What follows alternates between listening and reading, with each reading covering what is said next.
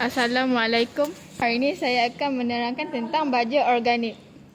Maksud baja organik ialah baja yang berasal daripada haiwan ternakan seperti baja tahi lembu, tahi kambing dan tahi ayam.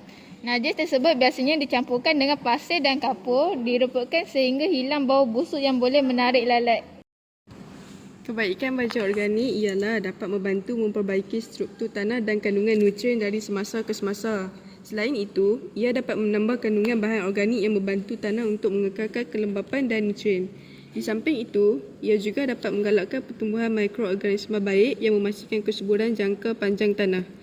Kandungan baja organik yang biodegradasi dan tidak menyebabkan pencemaran berbanding baja kimia. Ia juga dapat menjimatkan kos baja dan pengurusan sisa buangan disebabkan penggunaan semula bahan buangan dan pengurangan penggunaan baja. Berikut adalah langkah-langkah untuk membuat baja organik dari najis haiwan.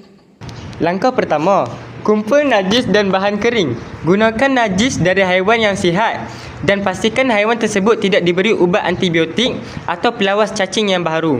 Campurkan najis dengan bahan kaya karbon seperti jerami atau habuk papan untuk menyeimbangkan kandungan nitrogen dan mengurangkan bau.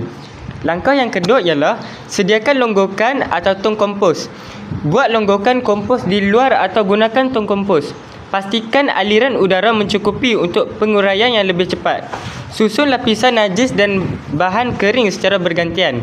Untuk hasil terbaik, gunakan nisbah 2/3 bahagian bahan kaya karbon untuk setiap satu bahagian najis. Langkah yang ketiga ialah kawal kelembapan dan suhu. Kekalkan kelembapan yang cukup tanpa membiarkan kompos terlalu basah. Kelembapan ideal adalah seperti span yang diperah.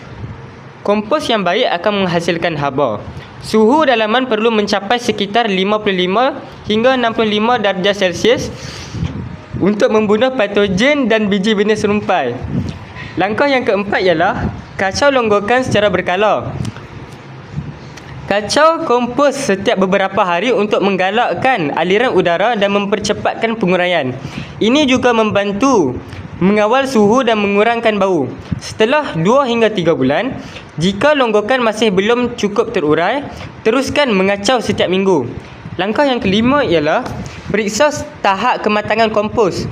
Selepas 3 hingga 6 bulan, najis kompos akan berubah menjadi tekstur yang hancur dan berbau seperti tanah.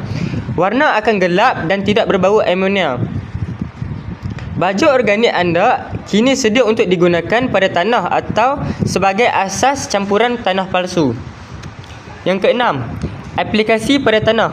Taburkan lapisan setebal 1 hingga 2 inci di sekitar tanaman atau gaul ke dalam tanah. Elakkan meletakkannya terlalu dekat dengan batang atau akar pokok untuk menggalakkan bam pada tanaman.